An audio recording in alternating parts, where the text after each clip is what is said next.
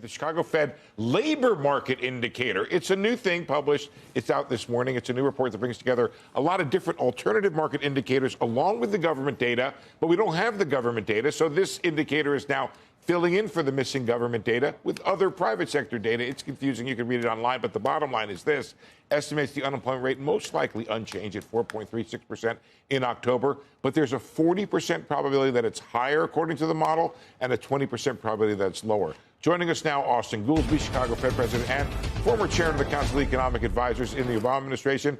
Austan, I know what I'm doing this weekend. I'm going to play a little guitar. I'm going to do a little fly fishing, spend the rest of the time trying to understand all of the alternative jobs data that's out there and just what the heck it's telling me about the market. So we had this morning challenger job cuts, one of the worst Octobers since 2003.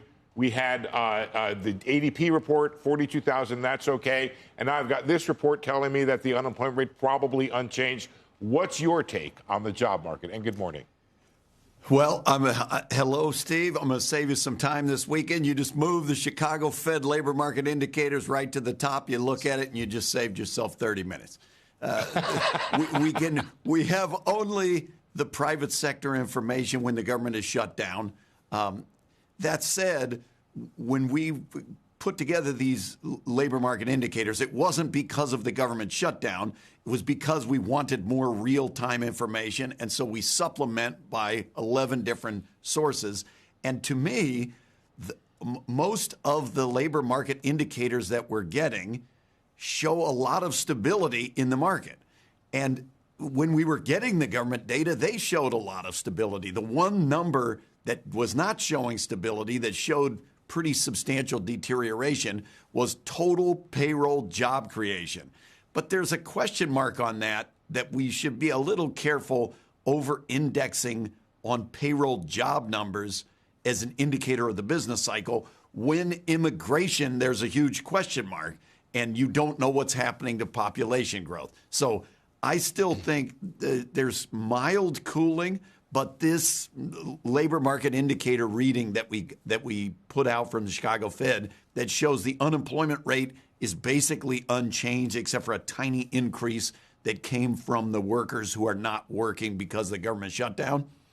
And that the hiring rate shows a lot of stability, and the layoff and vacancy rate also shows a lot of stability. That's what it feels like on the labor side so far to me.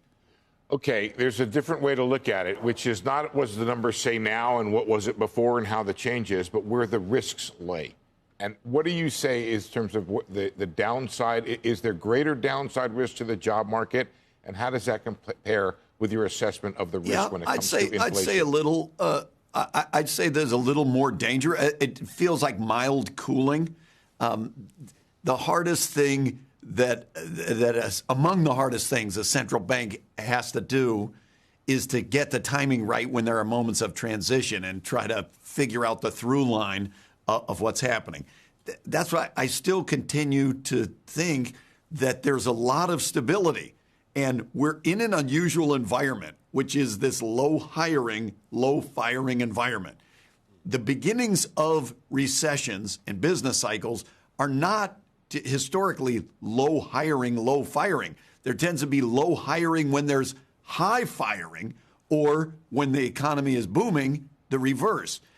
It characterizes periods of high uncertainty when businesses pull back and they have both low hiring and low firing.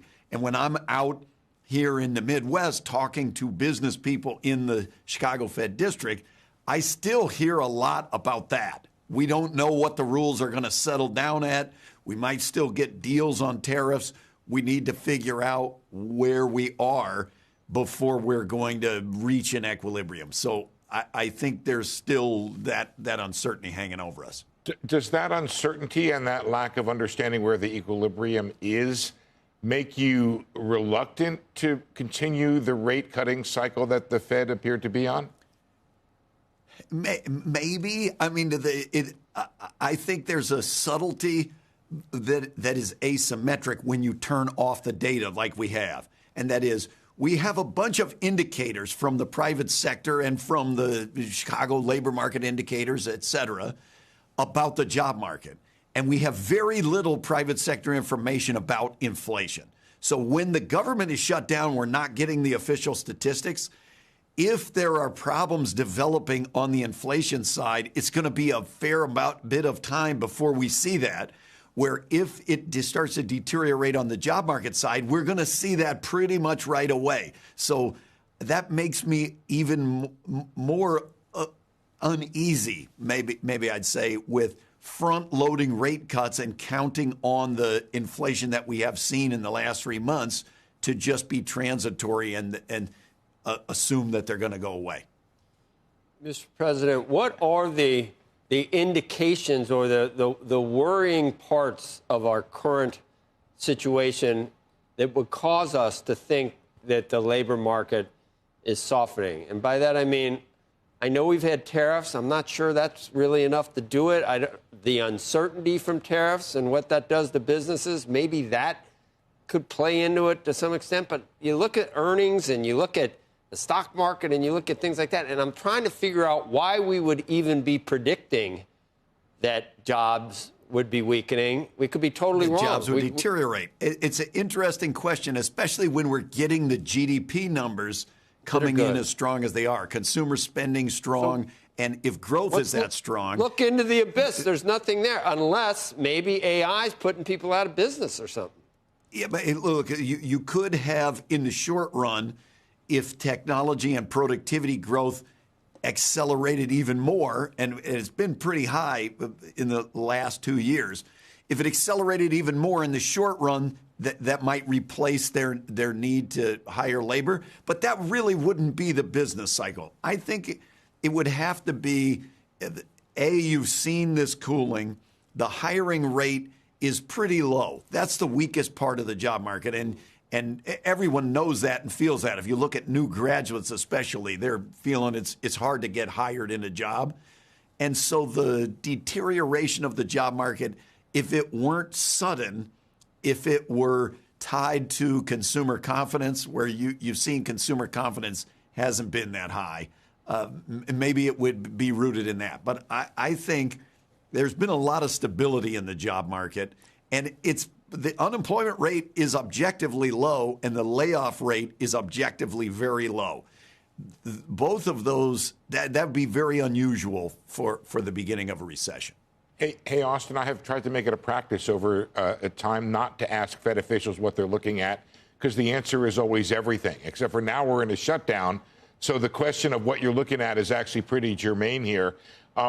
When it comes to the inflation side, I've been looking at this series price stats. Could you fill us in on what you're doing to kind of get a feel for what's happening? A guy, Troy Ludka from SMBC, has been looking at an aggregation of the price data from the Federal Reserve Bank, different manufacturing reports. What are you doing to try to get a feel for inflation out there? I'm talking to a lot of business people to ask them where do they see it going on both the cost side and the sales price side for their products. Now, I want to caution everybody, it's a lot easier. We don't get very much inflation information when the official statistics are shut down. And what information we get skews heavily to goods, that physical goods and physical manufacturing it's easier to measure. And the most troubling thing that came out of the inflation reports that we got right before it went dark was that services inflation, the 3-month core services inflation, was pushing 4% at an annualized rate. That's almost certainly not coming from tariffs. We got to hope that and historically that's pretty persistent form of inflation. So we got to hope that that was a blip, and for it to go dark right at that moment is uncomfortable. Austin, there appears to be. Go ahead. No, I was going to say, I all we can do is rely. You know, before I was ever at the Fed, I was involved with the Adobe Digital Price Index project. I'm friends with the folks that started the Billion Price Project. What we observe from online and from observation is very limited. It's not near as good as the official statistics. Okay, so there appear to be two different ideas about how to drive at the Federal Reserve these days. One idea is if you're driving in the fog, you pull over and stop, and that argues for a pause. The other idea is, well, somebody said, you may slow down, but you don't stop driving. Nobody has mentioned the idea of just getting in a Waymo and letting the computer drive, but that's another story. Tell me what your thought is about how to drive in this fog of data. Look, you know that medium run, I'm not hawkish on rates. I believe that the settling point for rates is going to be a fair bit below where it is today, and that all we got to do is get the dust out of the air and make sure that we're still on path to full employment with prices coming down. That what knocked me for a little bit of a loop is we had this 3-month period right before the data go dark where core inflation is running at 3.6% and core services almost 4%. That's not perfect. You know, if you're Thanksgiving's coming up, you're cooking the turkey. If you open the thing, you look in there like, is it burning? I don't know. Let's cook it for 30 more minutes and see how it does. It's a little, as I say, I have some concerns, and I lean more to the when it's foggy, let's just be a little careful and slow down. And this subtlety that the data being turned off, the official data being turned off, is more problematic on the inflation side than on the labor side, because if labor starts to go wrong, we're going to get observations that show that. But if inflation starts to go wrong, we're not really going to get observations that show that. That just that accentuates my caution of front-loading rate cuts and just assuming that the inflation that we've seen the last 3 months is going to go away.